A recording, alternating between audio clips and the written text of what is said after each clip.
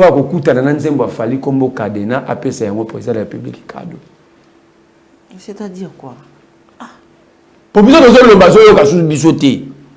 Fayo ka Nzembo wana ya Kadena. Na sengi na Congolais nyonso. Ou à na occasion kuta na chef de l'État. Le bani on dit mon. Nzembo wana za na ngoto rolo ba insanité nini mais na leçon morale mo na kati. Ezani. Fali azo yemba boy. Yo za makasa ya nzeto ebota kambuma. Mais mbuma ngwa teza sukali ndenge nini. Soki misisa nango ne kwesa miranda kuna yo okukata yango. Ça veut dire quelle est la leçon? C'est la notion de priorité. Salomon Escadela n'est pas le prisonnier du régime. Mais Salomon Escadela est un prisonnier à cause de Félix Tshisekedi, de la haine. La haine et la jalousie qu'a Félix Tshisekedi face à Salomon Escadela. Pourquoi je dis haine et jalousie? Parce que Salomon Escadela avait sauvé Moïse Katumbi na frappe. Comment est-ce que peux-tu avoir la haine tribale entre Kassaïens? Si vous avez un Congo, à l'obi na baluba, pour qu'il y a un tribal. Mais Moukébé lui-même est Kassaïen. Même le procureur lui-même ne comprend pas que Bakangi Moutou pas aller le roter. Avant fin du mois, quand on le 15, avant tout comme les 30, on a Christian Mwando Simba. Qu'est-ce qui se passe? Bazolobo, société Morona Moba, on a un Tanganyika Kotamboka ba Christian Mwando. Où ils ont société fictif. Donc Bazolobo Kanenga Wambalango pour que ça la vite avant fin du mois que Bakanga Christian Mwando. Mais je dis à Bossembe, tout coule, tout passe, rien n'est demain. Merci. Nous ne le laisserons jamais. Je dis à Peter Tiani, d'ailleurs, lui, je n'ai pas à lui dire, c'est un soldat. Il sait ce qu'il va faire. Mais Bossembe finira par se mettre, s'agenouiller devant nous. Quand on a un bombe miso pour dire, Bossembe a Fukama. A Fukama. Donc, Ayami Balé à Ekoloba. Que il faut pas s'embêter ça ba Moukeba, il y a la justice va s'embêter ça ba Moukeba, na procédure à flagrance. Moi je lui ai dit, seule personne habilitée à qualifier les infractions et à décider sur la procédure à suivre, c'est le procureur. Or, Moussala a parqué à commission, il définit même de procédure. Il faut que ça a procédure à flagrance. Donc, comment on peut ça ordre na cause tribunaux de la République. Katumbi abinga na okomate. Na zope sa yo Salomon Escadela. Félix a tellement la mission tabeta le bourg na mesa. Boum. Avec tout le monde sauf Salomon. Et c'est Katumbi plus loin. Pour la so haine na jalousie wana. Toi tu es déjà président de la République. Abi on peut s'en dans le dernier de ton parti, pas ce type-là. Et en soulignant en rouge, faut pas me citer son nom. Parce qu'à l'époque où on a M23, on a 2022, l'époque où on a Salomon, c'est une connivence de M23. Et puis, il y a un qui est. Alors, en français, les gens disent ensemble.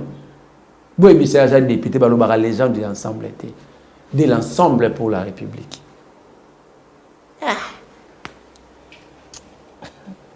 Allez. Il y a un qui est. Il y a un qui est. Il y a un qui est. Nathalie Mouana. Nathalie Mouana, la gloire à Dieu. A démêler une erreur. Accueillir comme c'est la Louis-France. Peine de 72 jours à Matissia Mona. 90 jours. A vu, oh, il y a 5 000, il y a 60 jours, à qui on a 45 jours. Parce que ça, tout le monde il s'était basé sur quel texte où il y a Matissia Louis-France à quitter il y a 5 000. C'était quoi la motivation? Le texte n'est motivé qui pas condamné par moi avant. Au moins, on a traité de désordre. Et vous, les journalistes, vous êtes là. Votre institution est en train d'être détruite devant vous. Albert Einstein dit ceci. Le monde ne sera pas détruit par ceux qui font le mal. Mais le monde va être détruit par ceux qui regardent et laissent les autres faire le mal. Donc, les journalistes, infirmier. Est-ce que vous imaginez Bakeiko Sangana L'anniversaire, il y a Félix Tshisekedi. Année. Conseil national de la sécurité. C'est ça. N'a pas service à la République pour débattre avec Tiani et Perfect Télévision. Il y aura une idée basui. Il y aura une canisse.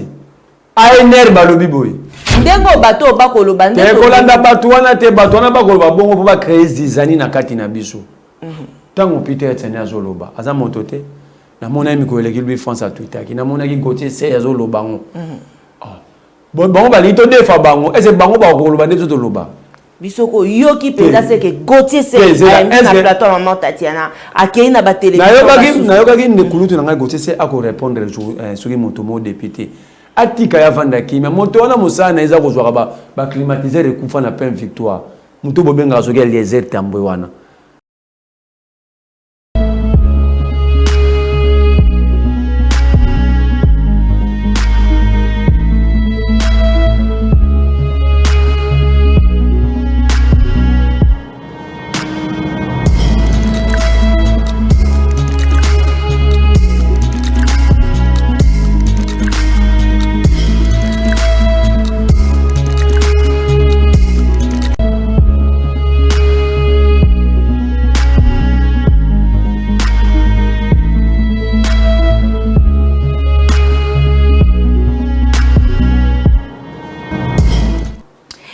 La voix de Tatiana lutte contre l'inversion de valeurs, l'intelligence au service de la nation.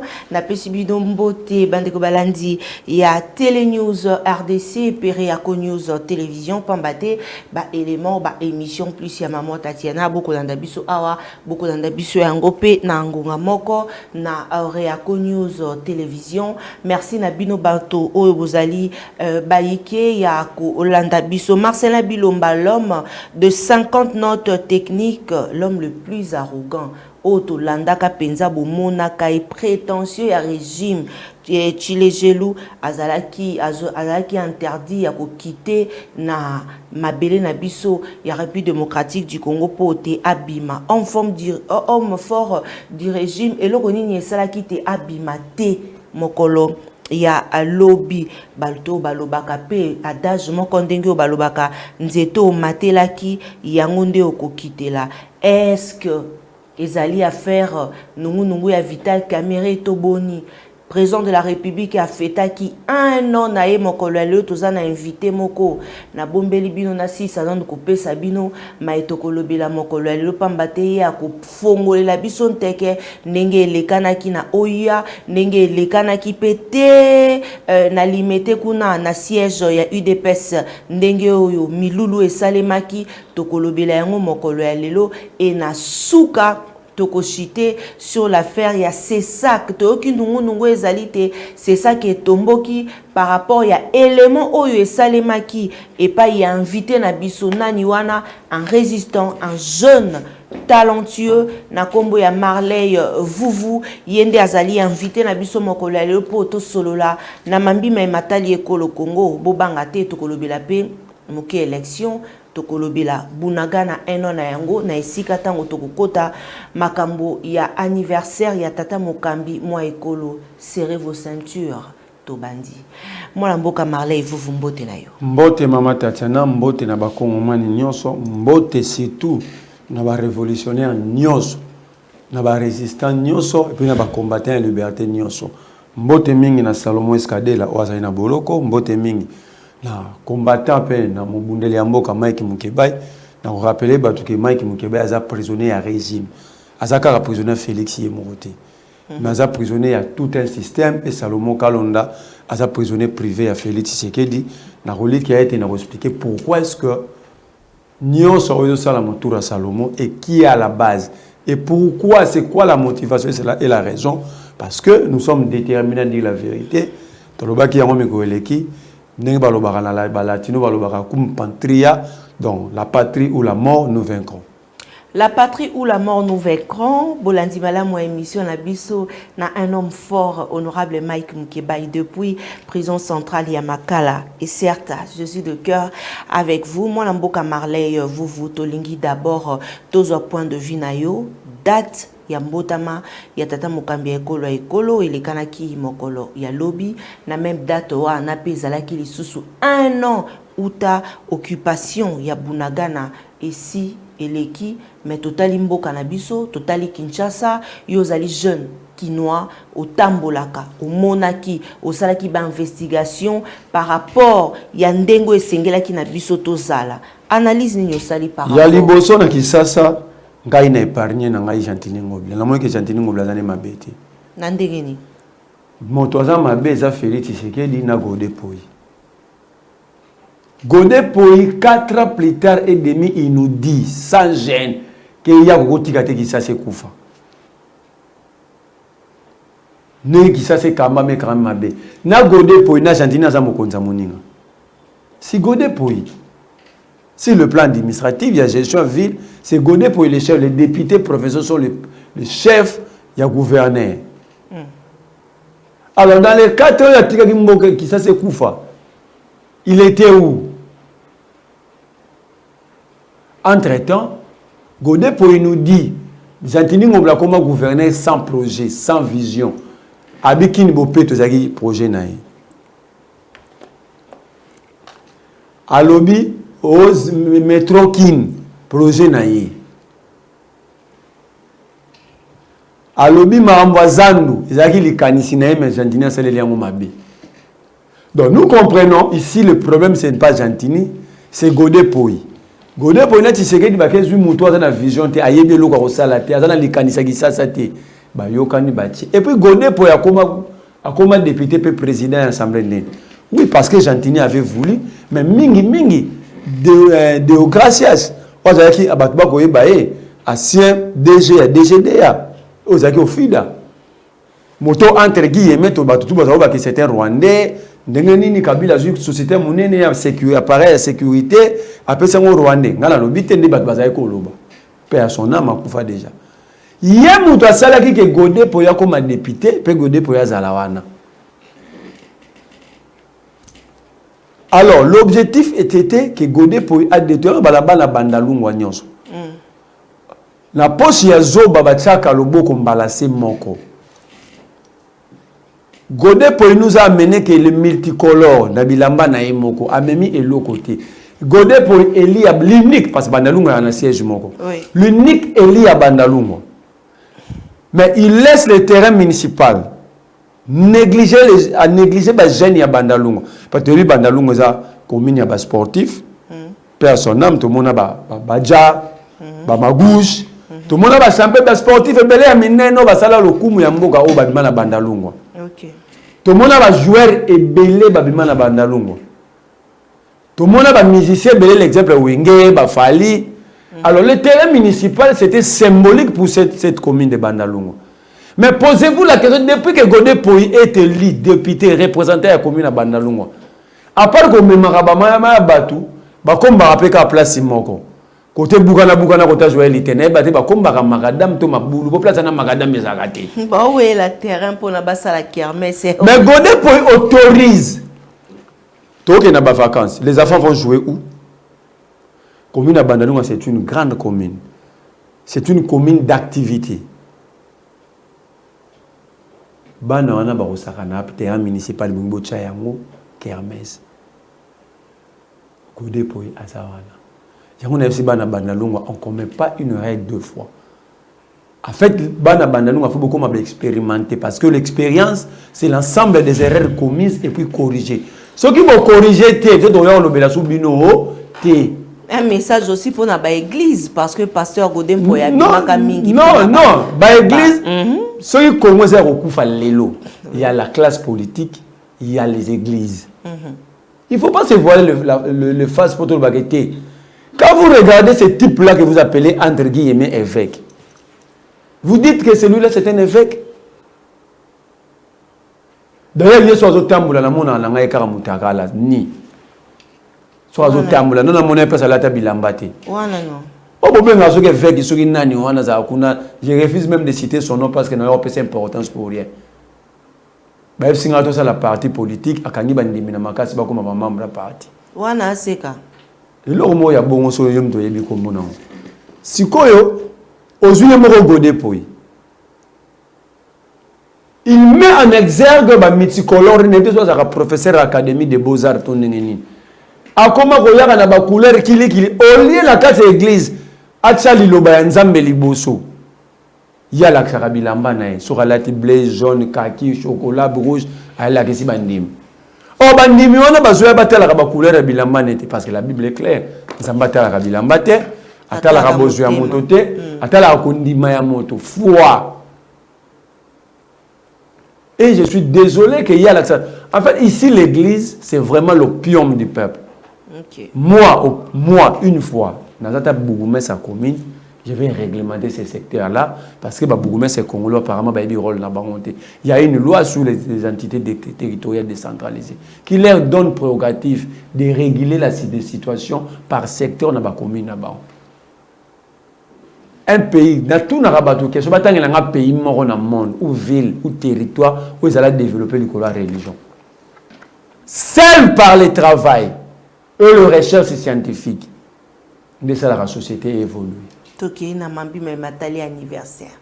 Il faut voir ça dans nos photos à Tshisekedi où a fêté anniversaire avant qu'on président va tout débattre là. Oh. A fêté na oyat. Tenabi o avant comme président avant le 24 janvier 2019. Mukolo ya fêté anniversaire na photo na ngozaka wapi.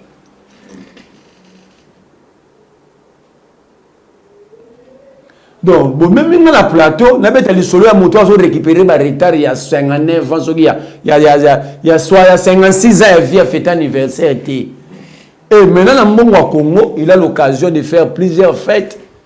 So biso to vandi na plateau to lobela yango. Avant de lobela yango, faut comprendre que mon tsingai. Moi na ngai na celle qui anniversaire dans conseil une année. Tant aussi 3 ans, tant aussi 5 ans. Zolan. Donc moi na ngaso akomi mukonzi lobi azo sala ba anniversaire na ça veut dire ça vie o ngata tane na message qui est assez pelaka na baninga na mokolo mbota manaye. So ya Félix Tshisekedi anniversaire na yava comme président photo ezaka wapi.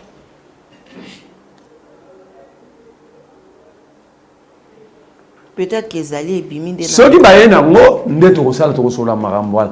Mais à un moment il y a une année oyo ekokisaki ya occupation na Bunagana moi la mboka Marley. Voilà toki. Bado biso le 30 juin to célébrer liberté na bisoté. To célébrer indépendance na bisoté le 30 juin.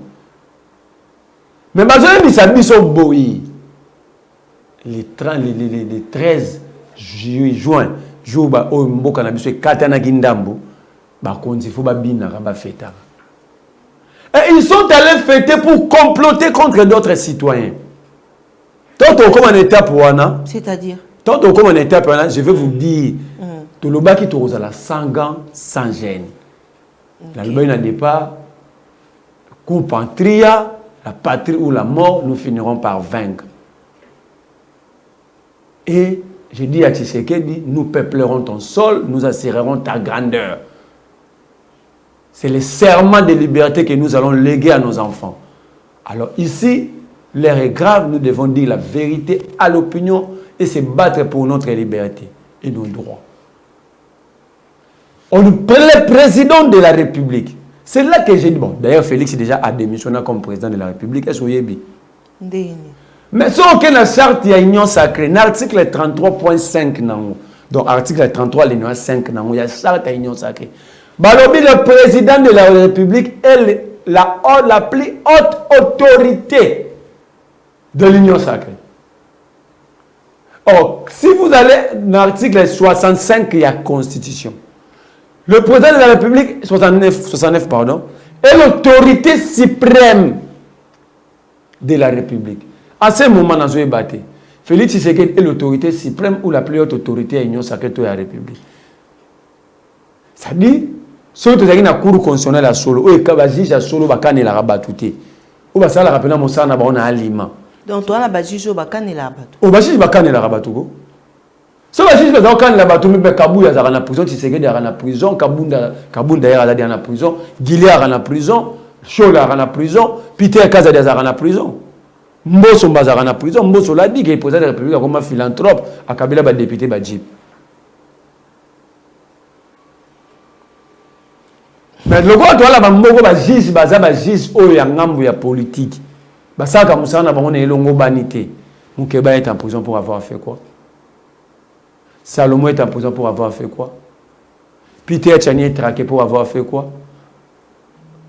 Louis France traqué, Yomoro traqué, tout le monde est traqué ici, local en exil. Pero Louar en exil.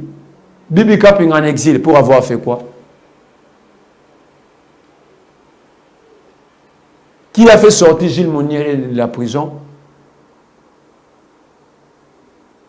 Pendant que ça a la perquisition, il y a un hôtel là-bas.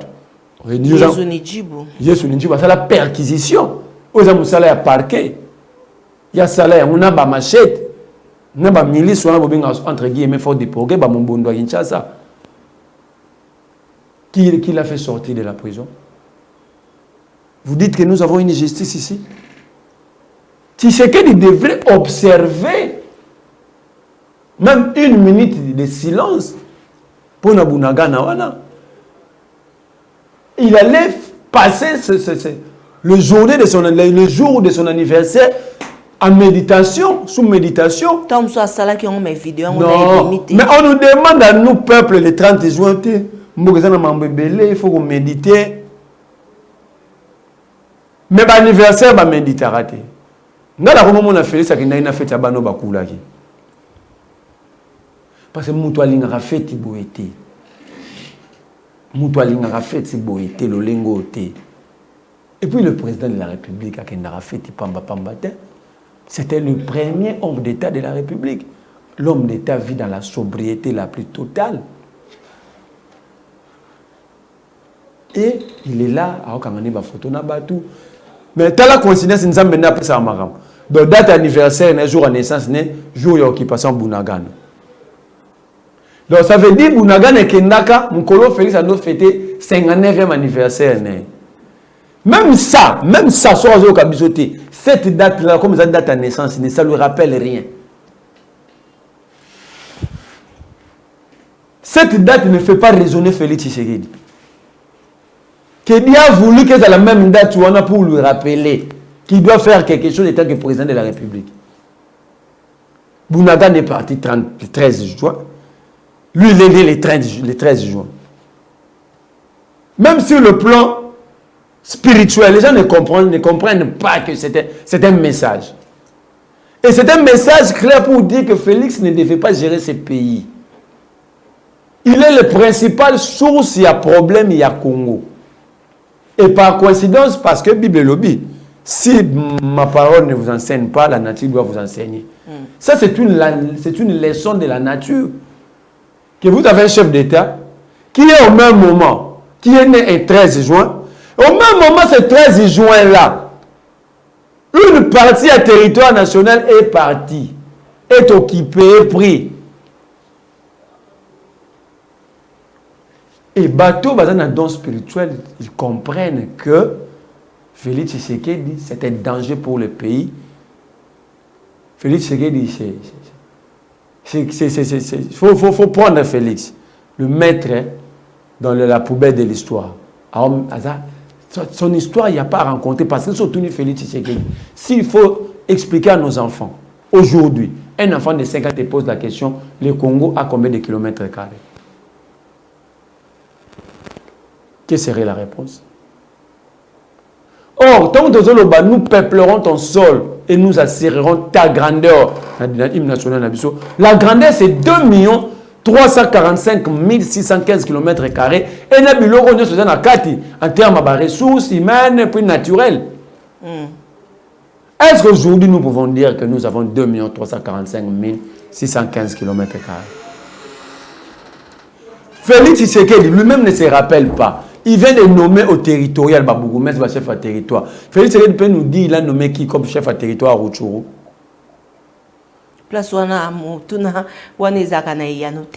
Côté à Bunagana, la localité à Bunagana, qui est le chef de localité? Nommé par Félix Tshisekedi. Jean-Pierre Bemba, c'est là le théâtre. On a que est-ce qu'il est chef ministre de la Défense? Il y a un plus de 70 militaires. 80 de la sécurité.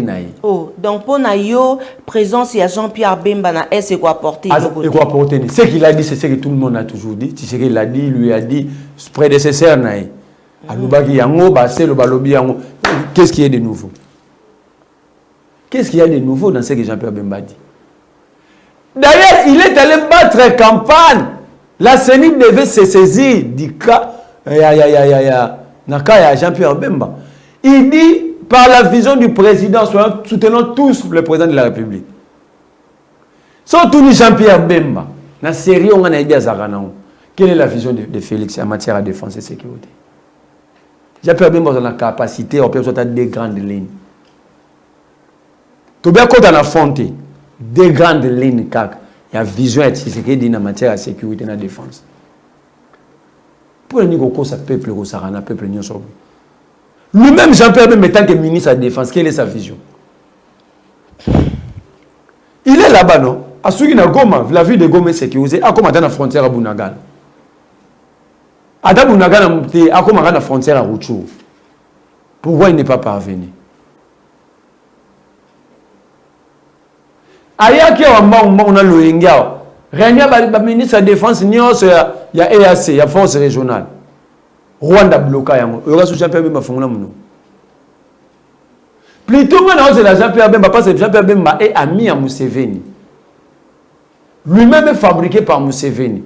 Non, que Jean-Pierre Bemba a bien à Museveni, c'est pardon, mais en mot de pour retirer Batunayo. Peut-être c'est la solution. Mais sur le plan militaire, je ne vois pas que ces FARDC soient abandonnés à Bissou. On prend des blessés de guerre, sans soin. Côté Abasodo, il faut utiliser. Quelle image qui sont en train de donner aux militaires actifs? Mais aussi, Tolandi pe na parade, il y a général Silvano Kassongo dire que les policiers batika Koyiba. Mais s'il reconnaît que les policiers sont Miibi, place à Miibi, ça ouais. Et d'abord aussi, Sengela qui peut Koyiba Ponani ni ba Koyiba.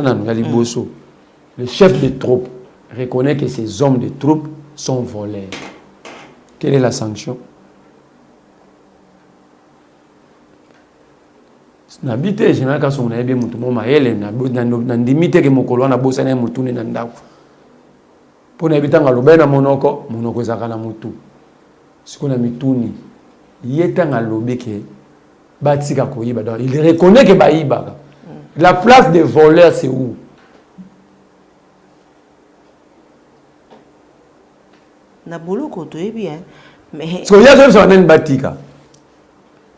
Alors c'est trop dangereux parce que le rôle de la police dans la société c'est de maintenir l'ordre public et la discipline. Alors ceux qui doivent maintenir la discipline et l'ordre sont voleurs. J'emprunte le langage il y a Silvano Kasson. Parce que batika koyiba ça veut dire il reconnaît que bayiba kazo bonde la bango batika.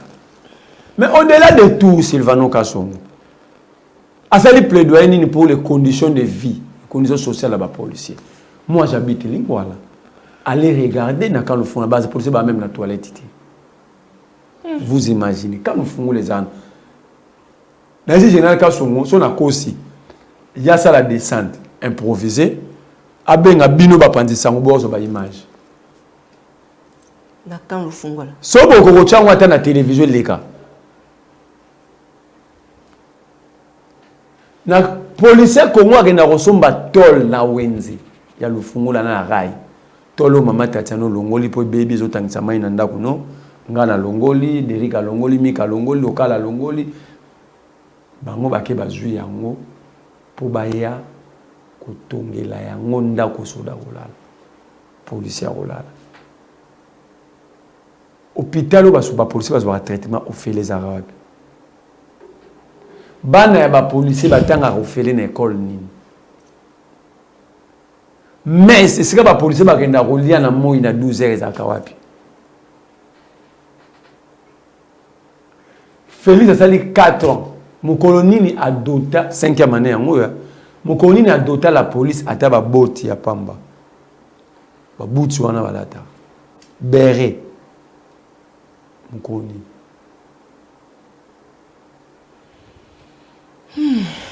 Mon colonel Félix Tshisekedi appelle ça la police prime et permettre mon salaire de vivre.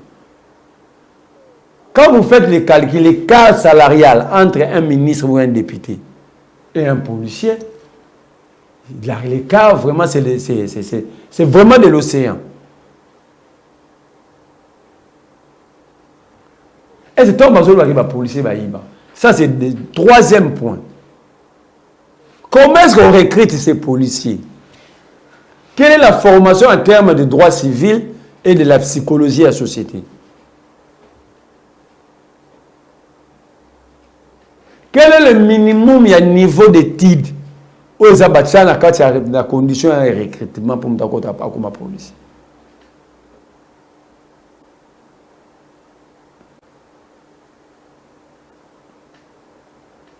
Quand vous recrutez le force du progrès, vous tirez la police pour faire mal à l'opposition. Vous dites que ça, c'est une police? Nous demandons des réformes approfondies. Je vais vous dire une chose. Félix Tshisekedi a pour la majorité. Depuis la majorité parlementaire, on a besoin de 100 kilos. Musique 100 kilos, c'est quoi? Et là, on a besoin de sortir le 29 avril. Union sacrée.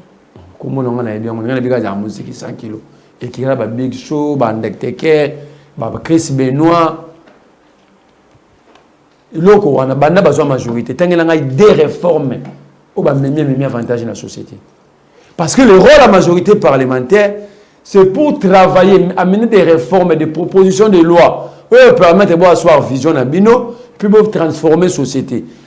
Banda Bazana majorité, ça fait 3e année en haut. Quelle est la loi au Bamemi? Oyo maman Tatiana, tu as dit que la loi est en haut. Il y a une loi. Baba la ramo asi na 2000 na $500. Yoka ba loi, o ba to ali ramboate. Cette société a des problèmes sérieux, par exemple au lobby quand le général Kassongo crie que la police va tirer roiba. Ça devait interpeller plus les députés pour tout de suite porter des réformes approfondies dans la loi sur la police. Est-ce que les députés n'ont pas bien?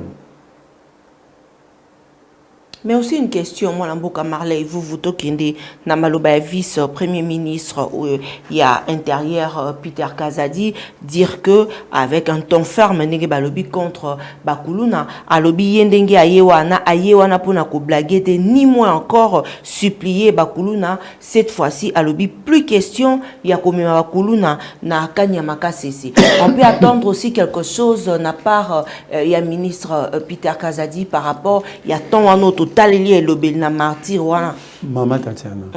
Tshisekedi akina Chine ali ba policier namso ba kulu na Kabila tikaki. Ah le baki ba professionnel. Na Chine lobi baza ba faut changer la police parce que il y a trop de kuluna oyo Kabila côté na la police. Conséquent les gens qui sont dans la même logique quand on dit ba policier ba tika koyiba. Alors lorsque vous êtes au pouvoir, vous reconnaissez qu'il y a un corps de la République qui ne fonctionne pas normalement. Où il y a des choses, où il y a salama, qui est salama, où il y a normalité. Qu'est-ce qu'il faut faire? Il faut travailler pour le changement. Oui. Est-ce que les Rotala, ils ont travaillé pour le changement, à part que les là? Ils ont une majorité. Le président de la République est là. Il y a un ministre de l'Intérieur. Il y a l'ANR. Il y a le Conseil national de sécurité. Il y a la police elle-même, avec une inspection générale de la police. Il y a les ressources humaines à la police. Cette corps, qu'est-ce qu'il se propose? Il propose quoi pour améliorer les conditions, l'organisation, le fonctionnement, le recrutement de la police?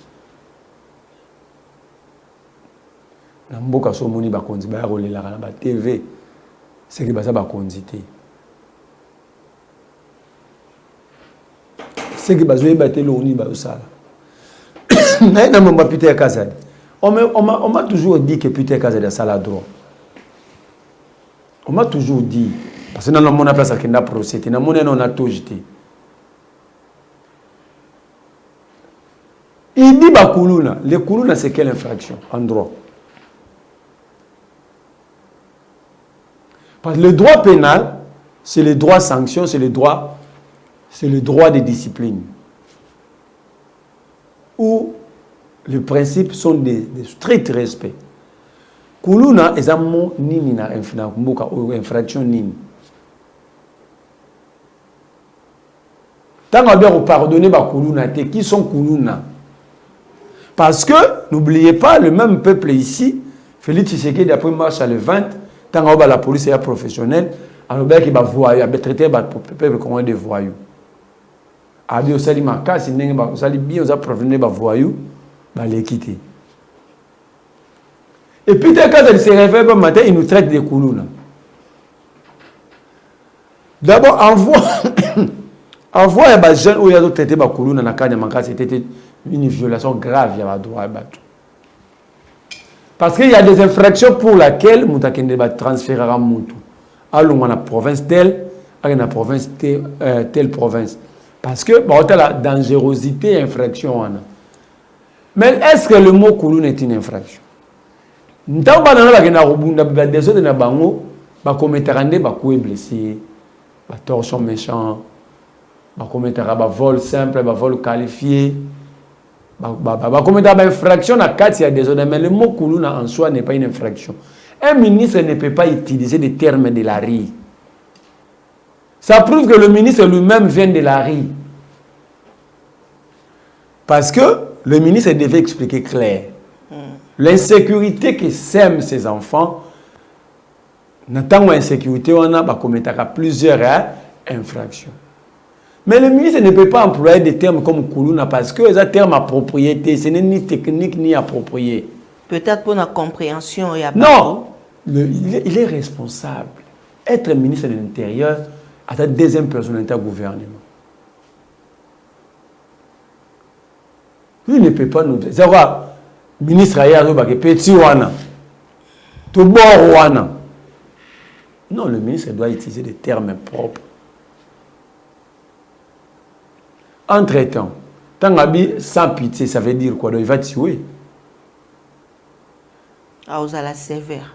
Et même Tangabi la sévère, il va faire quoi? Parce que la loi règle tout. Il y a des textes de loi, il y a le code pénal, le code de procédure, il y a tout ça, il y a des doctrinaires ont écrit, tout ça. Alors, on va sévère contre la loi ou contre qui? Parce que lui, il est la loi. La loi réglemente déjà la société. Ça, c'est de 2. De 3. Qu'est-ce qu'il propose dans sa... Quand on a la sévère loi dans sa rigueur, il propose quoi? Parce que même Peter Kazadi, le ministre de la Justice, que le pavillon n'a pas makala ya bana. Pavillon ba mineur, pavillon 10 ba mineur. Et Tony. Batonga qui yango pour 75 mineurs, le baza 600. 75 le 600. Quel écart. Peter Kazadi azolo banini, Fabrice Paul le ministre doit aimer azolo banini.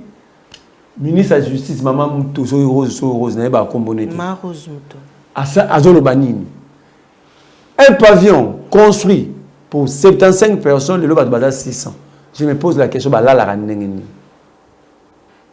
pourquoi on construit un bâtiment pour 75 personnes, le mètre carré est calculé? Alors, tant qu'on va commis 600, ça veut dire, et si on a na wana, la quantité de biloko kako bazawé la tango batonga 75 personnes.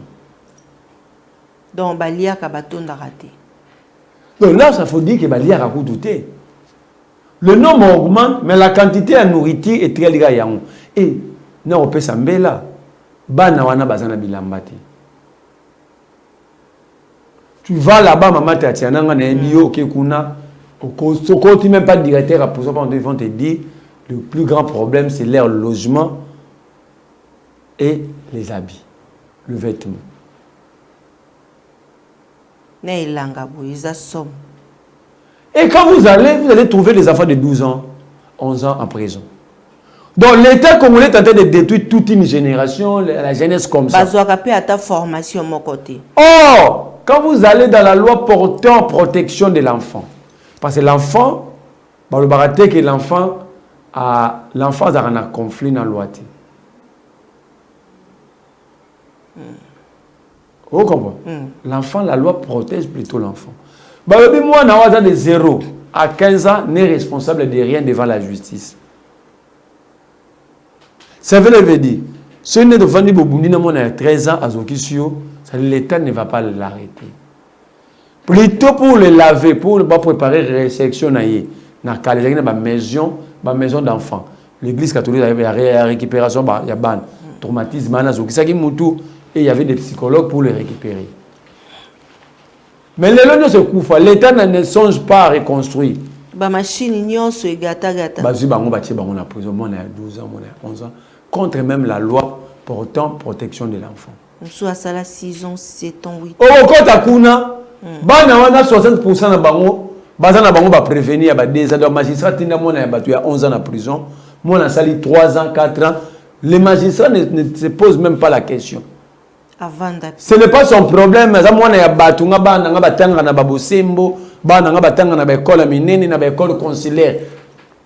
C'est comme si la République va changer que par ses enfants. Triste réalité. Oh, Peter, quand il dit va être sévère, plutôt il fallait réfléchir sur le plan formation. Parce que sans sévère, il dit dans la prison. Supposons que Aché rigueur à ma case, il arrête un jeune délinquant. Parce que les mots qui manquaient à Peter Kazali, c'est ça. Il arrête un jeune délinquant, communément la guichette s'appelait Koulouna. Il le jette en prison et condamné à 8 ans, 10 ans. Moi, je a 18 ans. Alors, on a 28 ans d'âge. Avec quelle formation? Franchement. Tant que vous êtes dans la société, il y a des moussala morota tangité, il y a des moussala té. Peter Kazali, la rigueur ou azolingawana. Il pense qu'il va remettre qui dans la société? Très bien. Donc, moi, je propose, mais on a toujours proposé. Voilà. Moi, je propose ici que le ministre de la Justice, le ministre des Droits humains, le ministre de l'Intérieur discute avec le ministre de la formation professionnelle, en collaboration avec l'INSS, le ministère du Travail et l'INPP. Base de la filière à l'INPP, côté en prison. Pour l'encadrement. Par exemple, entre pavillon 1 et pavillon 2, cours ya munene to benga na balanga tu vois qui la cour. Ya munene zawana. Imaginez-vous que ba cour ya 6. Ba tia ngo ba télé de formation pour les jeunes délaissés ou ba na prison. Bana na ba komo ko la mécanique. O ba école électricité automobile. O ba école mécanique générale. O ba école peinture automobile. O ba école menuiserie, o ba école garnissage. On a école charpente, on a école tôlage, on a école tôlerie automobile. Même l'État sur le plan économique, l'État va bénéficier. Pourquoi? Oui. Je développe sur le plan économique. Bami tout le monde a 70 000 véhicules. Et il y a une couleur et armée. La couleur est un et qu'est-ce que ça la couleur on a? La société libanais na limite. Ici 2 millions, 3, 4 millions de dollars pour bâtir un peinture. Imaginez-vous qu'on transforme ces coulons en main-d'œuvre locale. Vous comprenez? Et que contre l'État. Parce que vous n'allez pas le payer parce que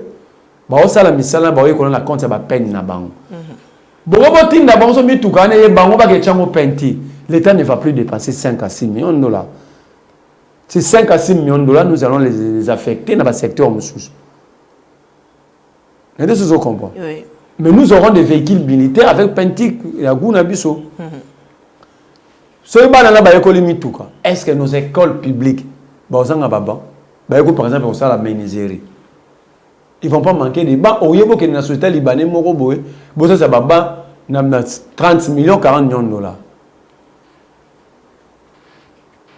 Si on a une école mécanique générale, nos garages, ton occasion va faire un dépenser à Bambon et Belé. Jamais. On achète des pièces de rechange, nous avons notre main-d'œuvre, on a pris à Mouké, tu as 100, 200 dollars pendant qu'ils sont en prison.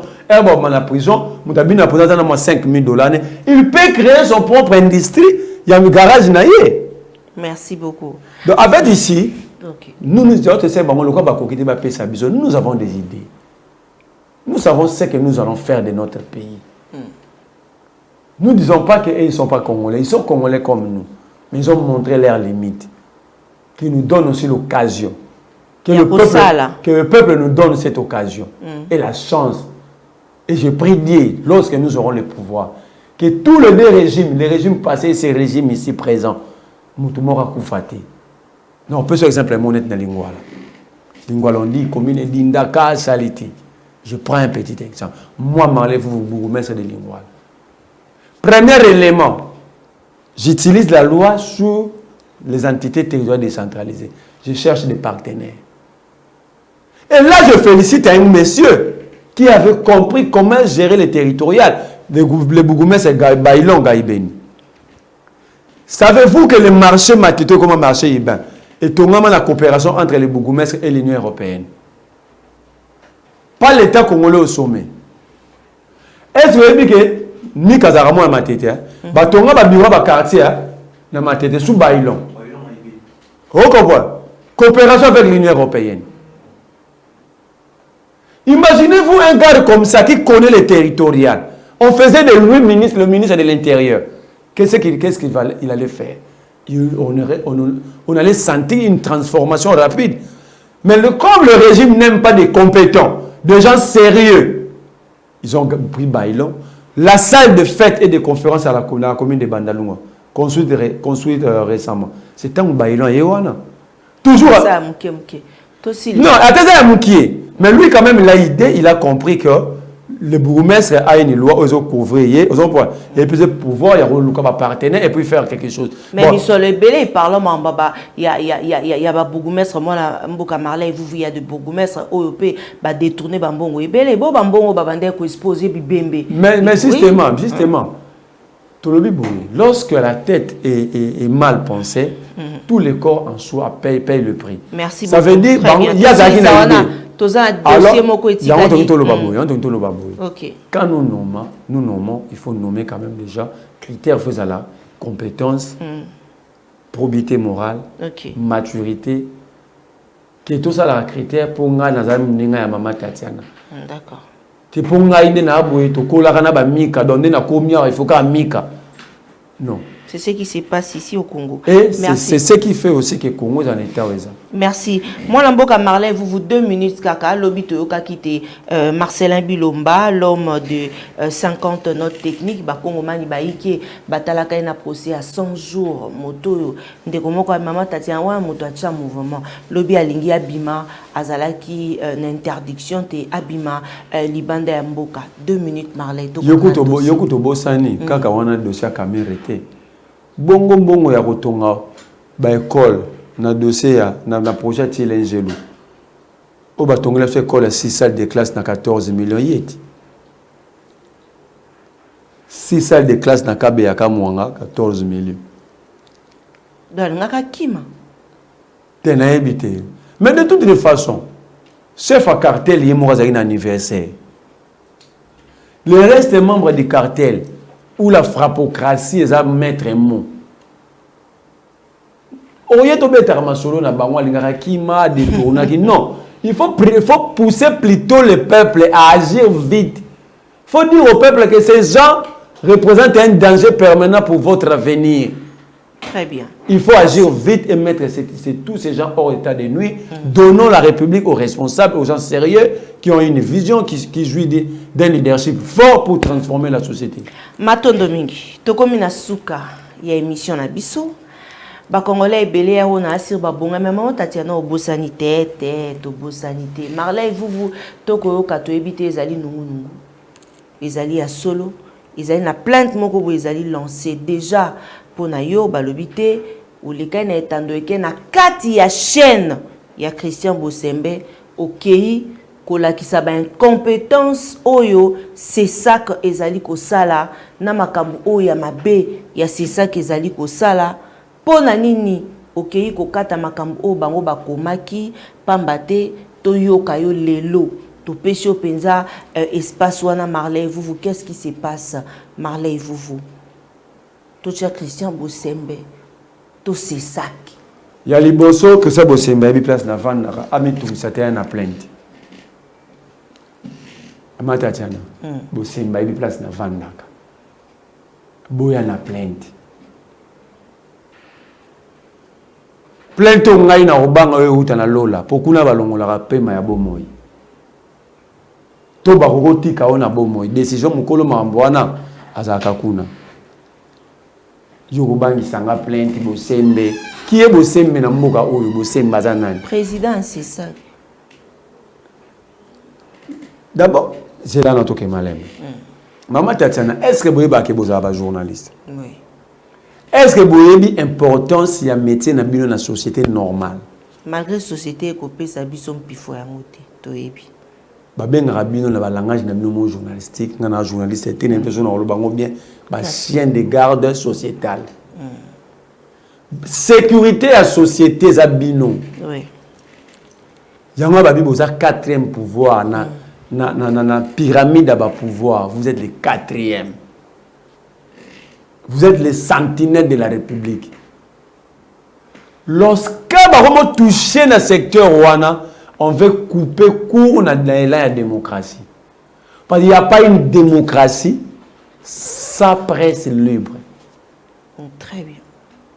Mais je vais aussi dire à Bossé, mais même à Félix Tshisekedi, parce que ça Félix est au Tindaï, na maman Denise. Mais il y a moi na maman. Bon, on va au Tindaï. Pourquoi c'est là pourquoi la Makambu ya ba journaliste engagé et banni na Congo te. Jean-Marie Kassamba a dit que ils allaient cater. Il voit l'italien, habite soit yokola ki ngwa. Raison pour laquelle moi je remets toujours Baïti Dabatebele en doute. Bayamba qui est derrière et pas journaliste, c'est Israël Moutombo. Israël Moutombo n'a jamais été journaliste, madame. Voilà bien le monde de Bombé sa médecin. Il a été journaliste attendant ngwa. Na ken na pique nga na ken na pique. Couvre les de l'université, il y a un centre de formation, mais il y a un certificat na bango, il y a une valeur mona université. Na kuna, son nom ne figure pas. Parce que bon, ça m'a Israël Moutombo a salaki journalisme na auto-école. Comment ça? Pour avoir la rabiso batabongo, Mouto sala mécanique na IEC. Yé pas que sala. Marley, vous. Mais il y a des gens qui sont venus à la université, moko na mboka moko na mokili mikila poto, mais ma filière à l'oba na université en ezakate. Kasi bango de basala ba mécanique na IEC ba médecine na ISTA, ndenge pe ezali mutumba sali journalisme na auto école. Pour moi la kena applique ezate, na ifasika kendate, na ipen na faculté na bango ya lettre na département communication azate. Na ya na inikin azate quoi sala yango wapi. Quand est Marley vous voyez wapi? Ngaza na kandati. Na kana na bango na bango to kole sika moko. Bon problème na usa. Problème na ngeza, moi j'aime pas qu'on blague avec le structure de l'État. Parce que dans la structure à l'État, c'est la vie de 100 millions d'individus. Ou bon blaguer non. Bosembe déjà Mukeba il disait moto non a commis mon conziti azo le kanate fazo lo baké. Ba journaliste ba finga katiseke il faut ba kangara bango na ba chaîne na bango. C'était sa lettre de motivation, sa lettre de demande d'emploi, son CV. Ce beau pesinga ina ko kanga ba chaîne wana. Maman Tatiana, journal, tout n'a jamais Kassamba, Robert Zong, ou à la Cameroun, journaliste. Azari journaliste, n'est-ce pas engagé? Tant il y a des arcades. Bon, ben, Internet, il y a eu même des prix Nobel, il y a des journalistes engagés qui se sont battus pour la liberté, pour la paix.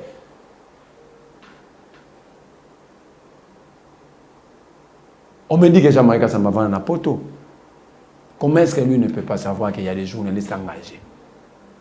Ou soit il a voulu faire plaisir à l'infirmier. Natangelika Jean-Marie Kassamba, Robert Zong, les Camerounais.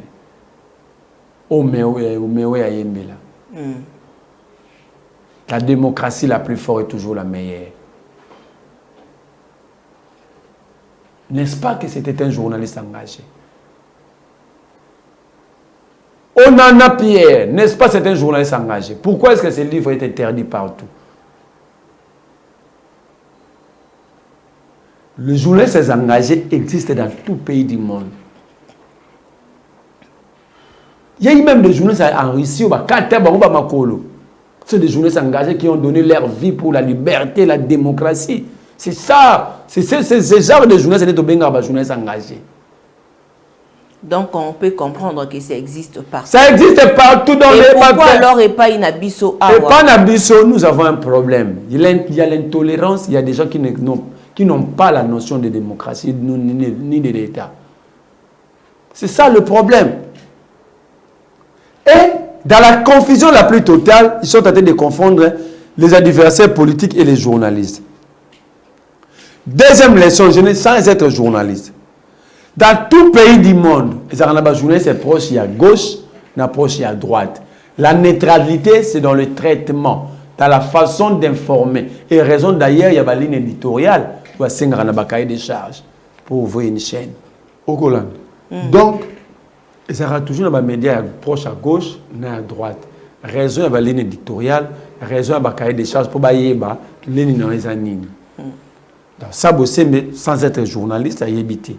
Parce que lui aussi, il a un mouton noir. C'est le journalisme. C'est un mouton noir dans le métier. C'est là que la règle a tout à éviter. À quelque pondre lettre, il y a Liboso, à Komarana, il y a sanctionné par Moukébaï.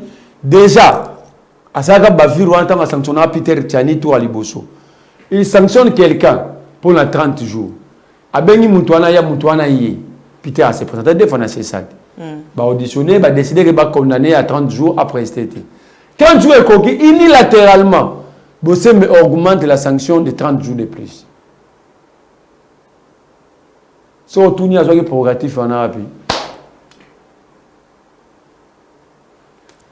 Aïe, pas je papa, ya Louis France. D'ailleurs, il y a Louis France, c'est comme une pompe personnelle. Je pose la question, je demande à Louis France. A des fois, quand il y a un bongo, à Botola, quand il y a moi si, tout le roi Louis France, a zaki mazama ele mingi. A ridiculiser quand il y a débat moko, tous les animes. A combien Louis France Mukanda? On a CML13. CML13. Alors, il y a diffusé pendant 60 jours. Louis France a représenté pendant 72 jours. Bamoukeba, il a relécaté na TV pendant 90 jours. Et a retiré le signal, il y a CML13. Mais dans sa lettre, il évoque l'émission Libre et Débat. Or, Libre et Débat, dans le début, il y a CML, ils sont présentés par Jacques Dikou. Après, comme ils n'ont pas couru, Banda Jacques Dikou, ils n'ont pas couru, Moukeba, il n'a pas fait le Libre et Débat. Ce n'était pas une mission régulière.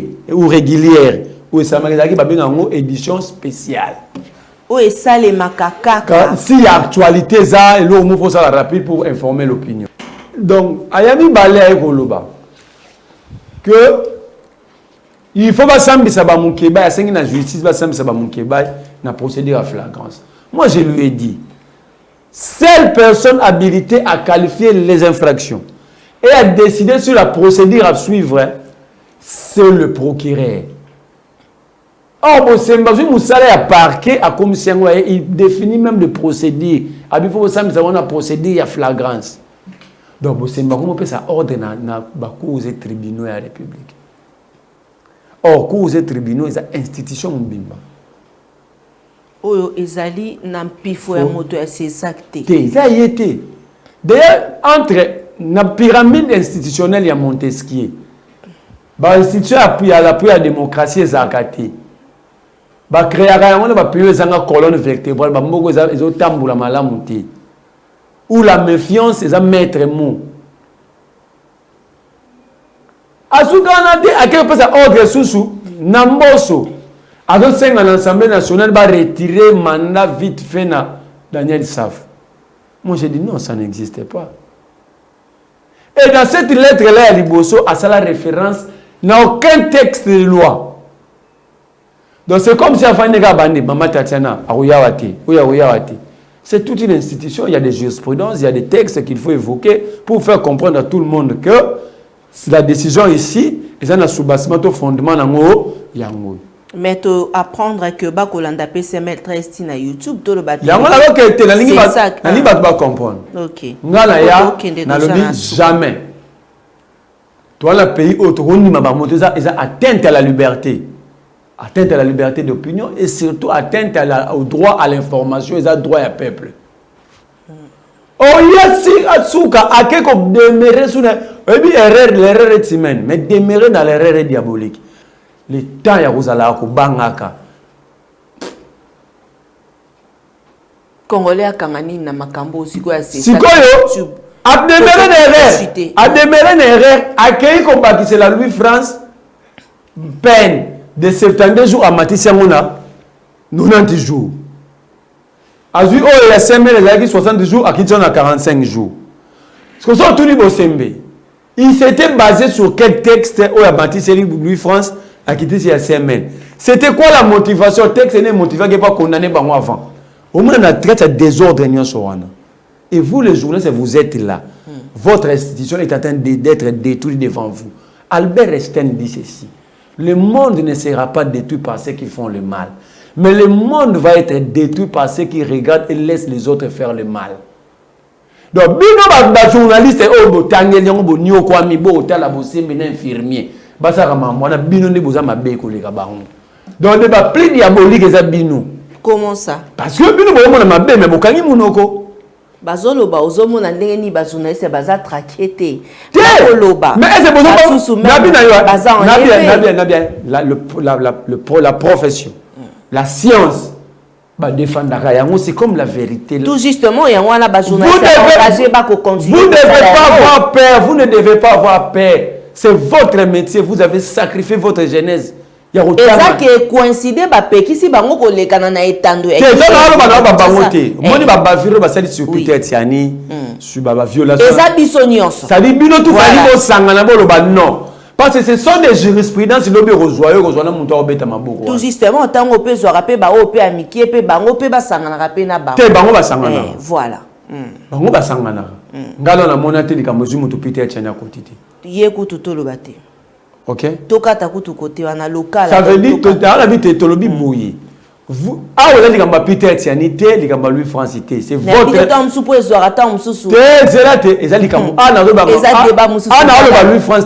C'est votre profession. Soit vous sauvez votre profession, soit vous laissez votre profession disparaître. Ok. Ça, vous avez le choix. Peter Tianité a une profession à Koutakiang. Il finira par partir à la profession. Mais votre génération, vous allez laisser quoi comme leçon? Oui, une vidéo dans lundi, il y a Pero Loire, on a fait une bonne place à Zali, mais non, qui pose ça pour la Marley. Batou rappelle, ah, Nazata, quoi, Pero Loire. Nazata, et dit que le BTV a la journalisme pour Namoukébaï, quand il écrivait dans ces news. Moi, j'ai reçu des témoins, ah, Fernatan Azaro, comment? Alors, la profession est la fierté. Oui, et si tu vas rêver. Mais vous détruisez en haut. En fait, vous détruisez tout un pouvoir de la société. Mais à ceux qui ont été accueillis dans le numérique, je vais vous lire pour le numérique. Ça dit, dans le numérique, on a des gens qui ont des journalistes engagés sur YouTube. Azoluka ba Patrick Lukala, azoluka ba Joël Kombe, ba Bibi Kapinga, ba Pero Luara. Ça dit, ba Monique, nous devons répondre à ba prérogative na bango bien. Esaïe. Lui au moins il peut faire quelque chose. Regarde ce que dit la loi, l'ordonnance loi sur le numérique. Pour moi, c'est un monstre au sommet à ses sacs. Ok, rapidement aussi ça. À l'objet, c'est même la diffusée même pas na YouTube. Or, la loi sur le numérique, d'abord, on a dit que la loi est en moratoire. Il y a mis balai, il y a lobby. Titre D, il y a loi du cadre institutionnel, article 5. Le cadre institutionnel du secteur des activités et services numériques comprend 1. Le ministère ayant le numérique dans ses attributions. 2. L'autorité de régulation du numérique. 3. L'autorité nationale de certification électronique. 4. L'agence nationale de cybersécurité. 5. Le conseil national du numérique. Où est le CESAC? Azati. À côté de la numérique. Mais conséquence des années, je dis bravo à Peter Tiani. Je le félicite, il est fort. Est-ce que vous imaginez Bakeiko Sangana, l'anniversaire de Félix Tshisekedi, année, Conseil national de la sécurité, CESAC, n'a pas service à la République pour débattre avec Tiani et Perfect Télévision. Il y aura une débat. yoka likanisi ANR balobi boy ANR balobi ba pesa Peter Tiani 90 jours dans 3 mois et ba pesa Perfect 60 jours dans 2 mois et diffusé Peter Tiani azwa 90 jours. Mais entre-temps,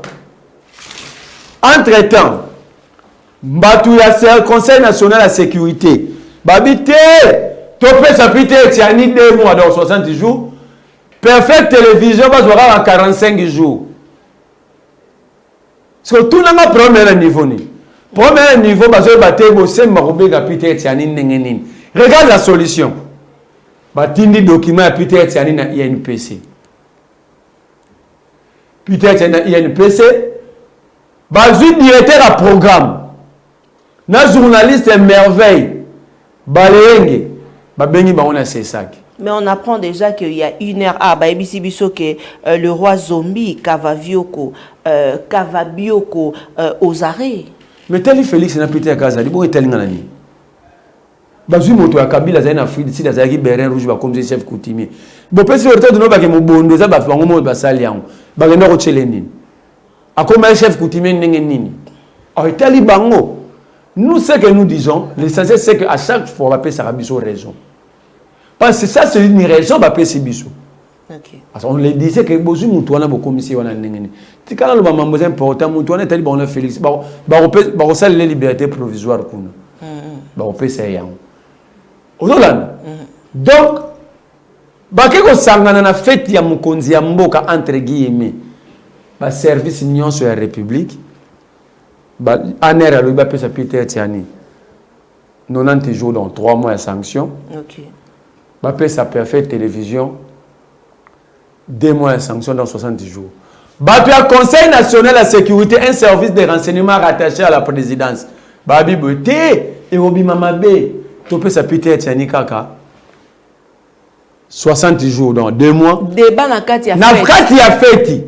Wana na nyaza. Batu ya ANR, batu ya Conseil national de sécurité na fils à maman. Kisa Bosembe. Bavandi parce que Bosembe bazangi ndenge ya kosalela yango.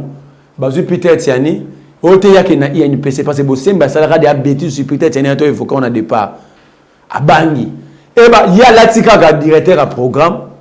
Et bazolo bana Peter Tiani à la document à la chaîne. Donc ici Bosembe nous dit qu'il n'y a pas de continuité institutionnelle. Si ton homme était là président, Perfect azana mi candidat. Le ministre de l'information Mouyaya a tout ça l'assainissement médiatique. Yo bien monté. Perfect etigalineni. Donc en fait Bosembe se prend pour le roi soleil, l'ayatollah. Mais je dis à Bosembe, tout coule, tout passe, rien n'est demain. Merci. Nous ne le laisserons jamais. Je dis à Peter Tiani, d'ailleurs, lui, je n'ai pas à lui dire, c'est un soldat. Il sait ce qu'il va faire. Mais Bosembe finira par se mettre, s'agenouiller devant nous. Quand on a un bombe, il pour dire, Bosembe a refukama. A refukama. Tokei Sika, pour aussi cette émission la biso mwana mboka Marley, vous dossier Salomon Escadela, Bakongo Mani Basusuba Kolobate, Moïse Katumbi et Tumba Oya Mike Mukeba yeko peser makasi pour Mike sur le terrain abundaka makasi mingi mais oko sentir que on dirait maloba mingi eko lobama bakoloba plus kaka makambo ya Salomon soko yoki makambo ya Mike Mukeba c'est que Merlin lekina etandoike. C'est que Peter Tiani a tweeté. Te koloba bongo te. Tango Peter Tiani a tweeté. Ndengo bato ba koloba ndeko. Te kolanda bato wana te bato wana ba koloba bongo po ba créer zizani na kati na biso. Tango Peter Tiani a zoloba. Aza motote. Na mona mi ko eleki lui France a Twitter. Ki na mona ki Gauthier c'est ya zoloba ngo. Bon bango ba lito defa bango. Est-ce bango ba koloba ndezo to loba. Bisoko yoki penda c'est que Gauthier c'est na plateau maman Tatiana akei na ba télévision na yoka ki ndekulutu na Gauthier c'est à répondre sur motomo député atika ya vanda ki mais moto wana mosana eza ko zwa ba climatiser ekufa na plein victoire moto bobenga soki Eliezer Tambwe wana yo susu na dossier azwa ba ko moni na plein victoire ngani muninga na ngaza chef asala azana chargé ya climatisation plein victoire. C'est là que l'on a journée, bah, des frigoriste, ça la froid, n'a habité. Soit ça la kelemba yaba climatiseur ba salé la seconde mena ebiti. Et puis na yoga qui est alors dans le français les gens disent ensemble. Bon et puis c'est un député ba les gens disent ensemble était de l'ensemble pour la République.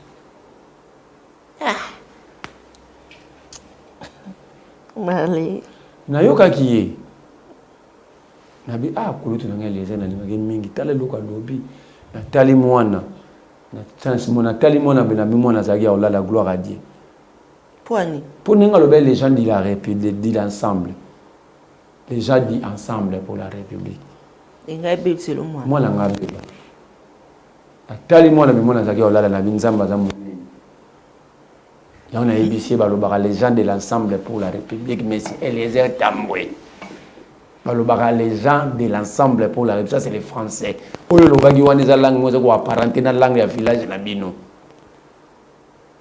gars est français, il y a à travers les Français, raison pour laquelle on aura parole ensemble. Quand on aura climatisé le coup, on a fait une victoire, c'est Yébana Nango. Bon, maman, tu as évité. Que les exercices va climatiser le coup, on a fait une victoire, on a fait Marlène, qui est au c'est la vérité. Si on a ma baby sanga na oloba mambo za solo. Nga baby sanga. Nga soki na oloba mambo za solo. Baby sanga. Baby sanga malédiction famille na so ba pesa nga yango. Na loba ka vérité. Tous les cas. Sikoyo, comment est-ce que Salomon Escadela s'est retrouvé aux arrêts? Je commence par Moukébaï. Babi Moukébaï va enlever, va tirer Kagoul, va braquer même Mégane, son fils aîné. Parce que le pouvoir à Félix, c'est un pouvoir sanguinaire. Vous braquez même un enfant de 17 ans. Le traumatisme est créé dans Moutou ya Mouana. Est-ce que vous se rendre compte? Si vous ne payez pas plus tard, parce que vous détournez, vous vous foutez pour vous bébé célébrer sur ban. Bati Moukébaï Kagoul va bien ça la incitation à la haine. C'est quoi l'incitation à la haine tribale? L'incitation à la haine tribale, c'est où le tribalisme est basé sur un conflit sur des tribus. Est basé sur les guerres ou les conflits basés sur des tribus. Mais Moukeba est Kassayen, non? Comment est-ce qu'il peut y avoir un tribal entre Kassayen?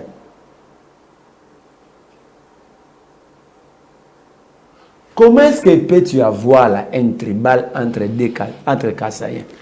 Si vous avez un Congo, à l'Obi Nabaluba, il y a un tribal. Mais Moukeba lui-même est Kassayen. Même le procureur au Sambisawana, lui-même ne comprend pas qu'il y a un moutou pas salé le roté. Parce qu'il n'y a pas de procureur Rwanda. Mais c'est le procureur, beaucoup de gens pembeni.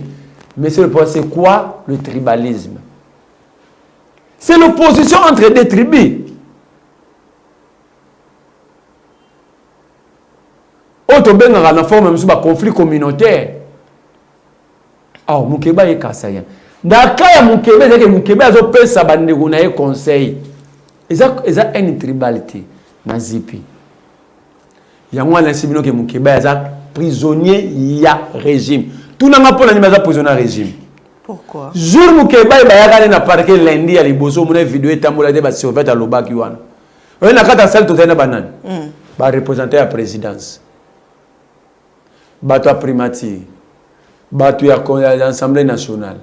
Bato à Conseil national de la sécurité. Bato à ANR. Bato à Cour constitutionnelle. C'est-à-dire régime mobile Sangani. C'est ça la différence. Moukeba est prisonnier à régime. Parce que toutes les institutions et les départements de l'État s'étaient fait représenter dans le procès Moukeba, pendant le procès Moukeba. Je me pose la question, quel représente Moukeba? Quel est le danger que Moukeba doit représenter face à régime en général, de Tshisekedi du dernier du régime, pour que Moukeba a Sambari à 18h30 lundi. Pour mardi, il va reporter comme lundi. Mardi à quelle prison? Okay. Mais lundi, on a 18h30. Batouana, à 16h selon ROS a retenu na Congo. Ils se sont retrouvés là comment? Et c'était quoi la coïncidence?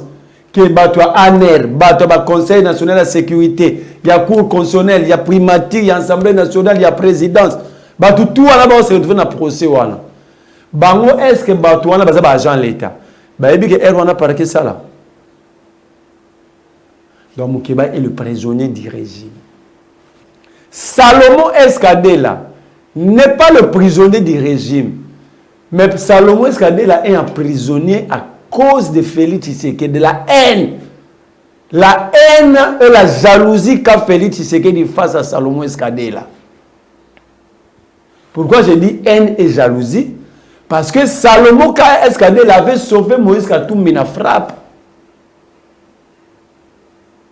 Tshisekedi est candidat, n'a pas Martin Fayulu tout candidat. Ba kei koyo kanaba pour un candidat moko.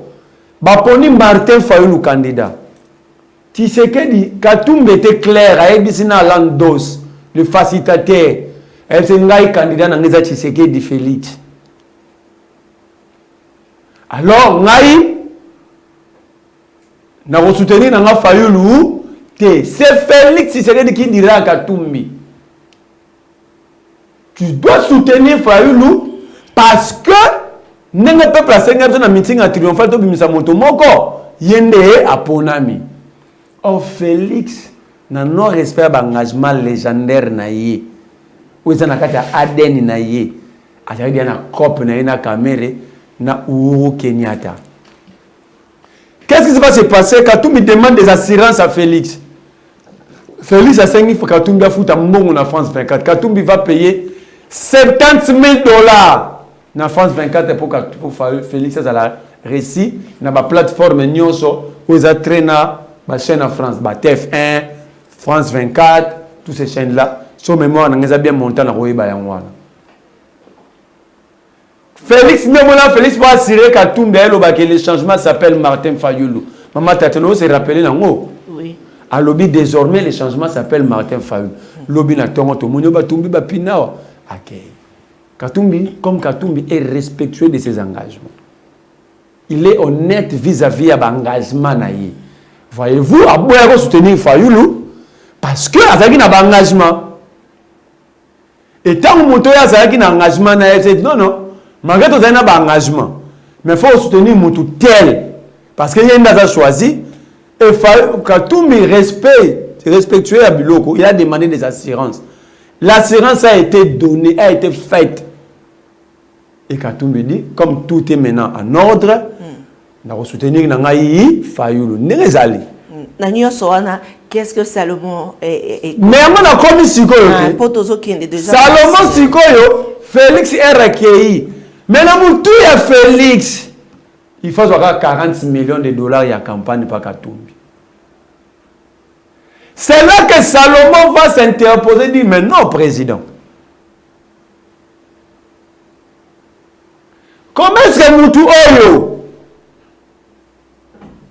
Biso to boy ko soutenir Fayulu, to bien des candidats, na biso comme convenu. Il y a le na biso, le changement s'appelle Fayulu. Tous en a obligation de soutenir nani Fayulu. Tokei pe a 5 to 5 assurance à ça de interview les na ba France 24 na ba TV5 ba RFI le monde a diffusé. To futi mbongo na biso pour que lobby a dribblé sous biso. Et malgré ça na kamususu. Ça au moment là comme adversaire politique. Binemite ma adversaire politique pour que tout mettre na lamuka na ba Fayulu, il y a que ça la cache na Kamere. Na Kabila foyeba. Salomon et Bissi Katumbi, on ne donne pas l'argent. Bon, on a la photo de la campagne, hein? Ah ouais. Des jeunesses, il y a problème. Jeunesse, il y a problème, hein? Mais on va motiver, hein? Tant que va entourer il y a Katumbi sur le passeport, c'est rappelé. Salomon aura passeport. Parce qu'à un moment, M23, il était en connivence de M23. On est encore en 2019. Jusqu'à ce que le plus solide, intelligent et efficace Peter Tiani va poser la question à la conférence de presse, première conférence de presse à Tshisekedi, face à la presse nationale de Bounia. Tshisekedi a dit, je n'étais pas au courant que Salomon a eu passeport. C'était la réponse de Tshisekedi à Peter Tiani. Plus tard, soit 2 ans plus tard, Tshisekedi organise des consultations nationales pour basculer la majorité à Kabila. Katumbi aye. Tshisekedi dit à Katumbi, il faut que la première ministre. Katumbi dit ceci à Félix. Batutu bazala ba accompagner Katumbi accompagner Félix. Babutoya au contredire nga azati. Je suis pas membre d'Ensemble pour la République, ni membre de la majorité nga parti nga comme nango Union des nationalistes et révolutionnaires INER. Président nga comme maître Pascal Niembomo Yumba. Ça je suis en train de faire vivre la vérité et de retracer les choses. De mettre chaque chose à sa place. Katumbi abinga na okomate. Na opesa yo Salomon Eskadela. Félix a tellement la mission tabeta le boko na mesa. Boum. Avec tout le monde sauf Salomon. Et puis Katumbi plus loin. Pour la so haine na jalousie wana. Toi tu es déjà président de la République. Abi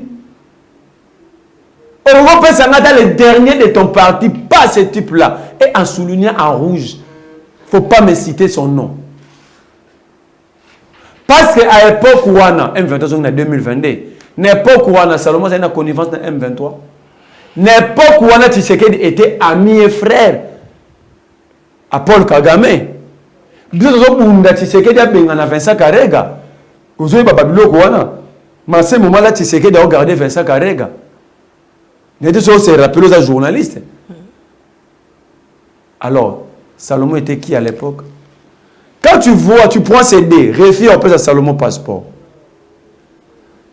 Réfie à Roba, c'est que dit à Monoro Keko, Tangba Tang, il a même combat Salomon. Ça démontre tout. Alors, si on a une minute, on est au commis de dossier comme you a pipo. La minute, ils sont allés même acheter les gens pour monter un coup contre Salomon Eskadela. Heureusement, Dieu merci, l'autre accepte, l'autre n'accepte pas. Michel, comme on est sur un comment quelque part, on a joué une vidéo. Une vidéo qui circule dans les réseaux. C'est authentique, ce n'est pas une vidéo qui circule, c'est authentique. Michel Moukaria. Mouninga na ondimaki kukombo na Joël Malembe. Joël Malembe azalaki emprisonné na Anerao. Nde ba laver cerveau, ba monter, ba utiliser contre Salomon Eskadela. En raison de quoi? À $1 million à chacun. Dans l'ignotique à Batouba dans la vidéo, comment est-ce que le pays est géré au lieu de réfléchir comment éradiquer les groupes armés, comment donner le pain, les social au peuple congolais, mais on réfléchit comment faire mal aux autres parce que Moutouana a empêché qui esprit à malhonnêteté et régner. Vas-y, ça parce que tu as commis déjà na souka.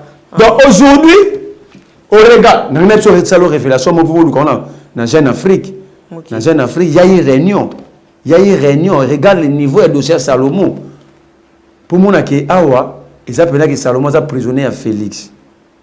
Il y a un diplomate qui est Zuluba. Ce diplomate là dit ceci. Attention, pardon. Voilà. Le diplomate dit ceci.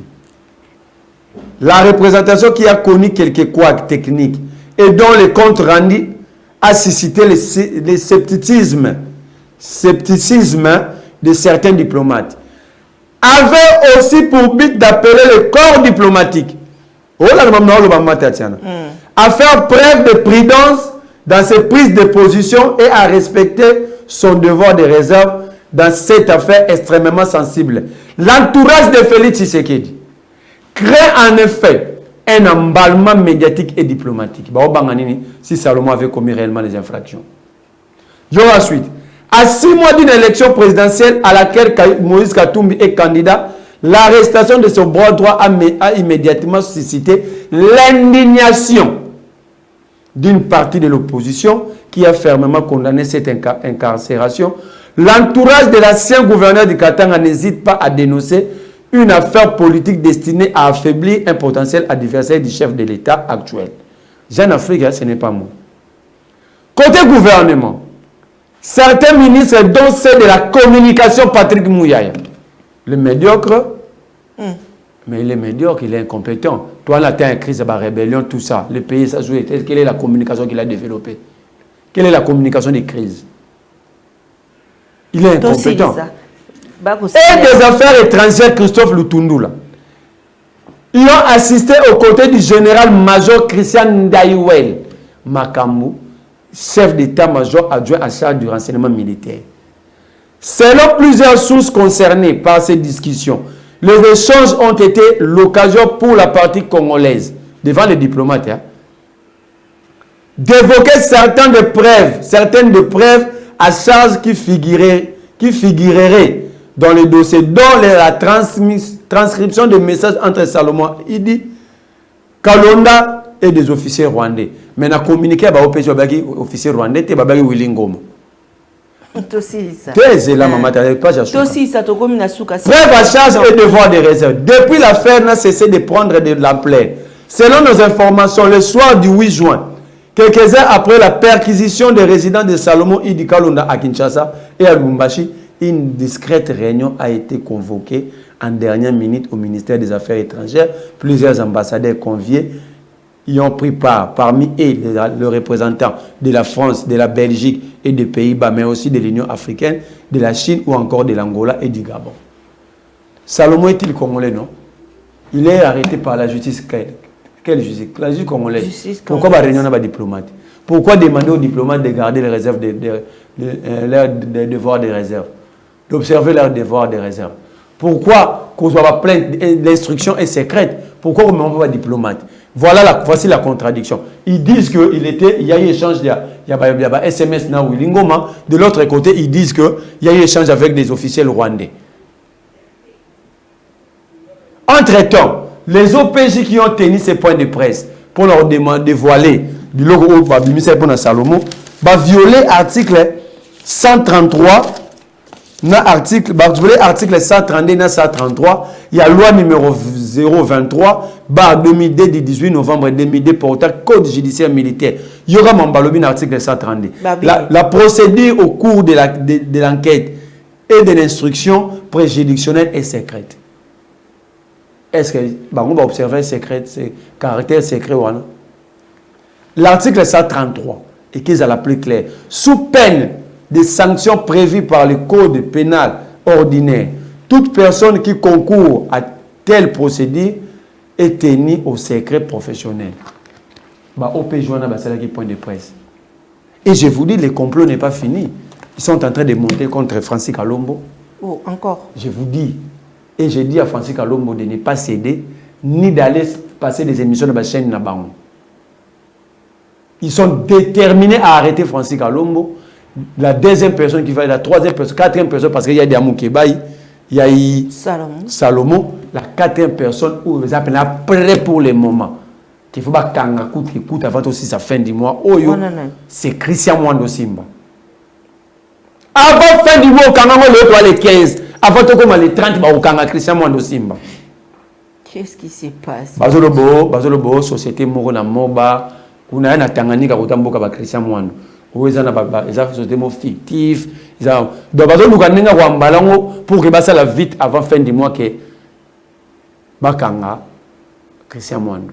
Alors, au lieu de ça, par étape, venez carrément nous prendre tous pour que la carabiso de Abamaloko et Rotonda.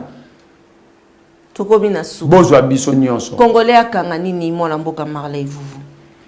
Si on a une confusion totale, on confond des Peter et les journalistes, on connaît ces membres ensemble. Pour les journalistes, il faut pas Peter et les journalistes. Mais l'île éditoriale est proche à l'opposition. Mais Peter et les journalistes sont proche à l'opposition quand on a interviewé Tshisekedi contre Kabila, l'actuel président de la République. Peter Etienne a interviewé 4 fois. Voilà peut-être les prochaines. L'île éditoriale des Aguinées. Yango na sengi na batu nyonso. Oya kokutana na nzembo afali kombo Kadena apesa yango président de la République cadeau. C'est-à-dire quoi? Pour biso de bazo yo kasu biso te. Fayo ka nzembo wana ya Kadena. Na sengi na Kongo na nyonso. on a une occasion de un chef de l'État. Le bani on dit mon. Nzembo wale za na ngoto rolo ba insanité nini mais na leçon morale mo na kati. Ezani. Fallait azo yemba boy. Yo za makasa ya nzeto ebota mbuma. Mais mbuma ngo ateza sukali ndenge nini. Soki misisa nango ne kwesa miranda kuna yo okukata yango. Ça veut dire quelle est la leçon? C'est la notion de priorité. C'est la notion de priorité. Cela veut dire quoi? Quelle est la priorité de Tshisekedi?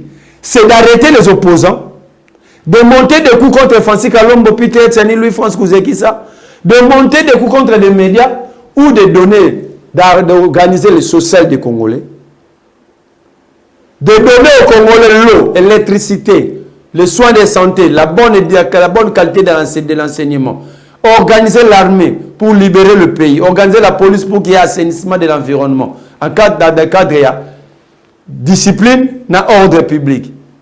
Tout priorité à Tshisekedi déjà au Kangabatu. Très bien. Il y a un nzembo wana ils tellement parti wana. C'est pour mon nzembo beza kilo, ba technicien ba katara parti wana, botinde laye, ça va lui réveiller. Togomina Souka, il y a émission à Bisso.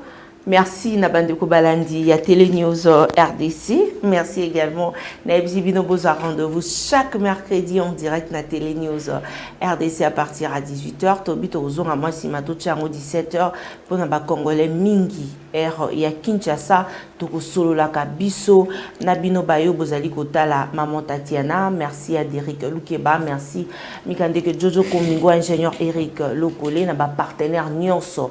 Il y a Maman Tatiana, Maman Emiline Zemba, il y a tous Pepele Ambetolo, Mali Kelemba, Napesi Ombote, et merci à Yamimi Laifeta, Mokondi Import-Export, LKM Service, toujours au service de la nation. Matondo Mingi, Naba Congolais Nyonso, Yamimi Laifeta. Merci à Gina Mateta Matumuna, papa social, toujours fidèle à Maman Tatiana. Et merci Naba Congolais Nyonso. Cécile Osango, la confiance du chef Serge Katembo, Mireille Osango, Famerica, Félicien Wanza. Depuis Dallas, je suis de cœur avec vous, Naba Congolais Banson. Marley, vous ne déconnez soit qu'au CPLA, Azo Nandila et Singa. Numéro n'a plus de 243 89 39 31 940. On a profité de la Congolais. Et belé, samedi le 17, na Thérèse Sainte-Thérèse, l'opposition va parler et l'opposition va faire vivre le Congo et l'humanité. Merci également à la Congolais Ebele, Bayo Bolandara Maman Tatiana, Tongo Midi Pokwa, Natondi Bino, Botondi, Bosabone massivement, Naïb Sarabino. La seule façon pour nous soutenir Bisso est d'aller à s'abonner et partager nos émissions. Balobaka, l'église et la presse sont au milieu du village, mais la voix de Tatiana lutte contre l'inversion de valeurs. Vous dit que l'église est le corps de Christ, Christ est vérité, alors l'église et la presse sont dans la vérité. Un grand merci Nabino Banson, Tokuta Nabino, Na Mikolo Mizali Koyasoki, Nzambe, Azongite, Kimia, Ote, Yamabota Mabino. Bonne suite de programme sur la chaîne qui vous informe en temps réel et la chaîne de vérité. Au revoir.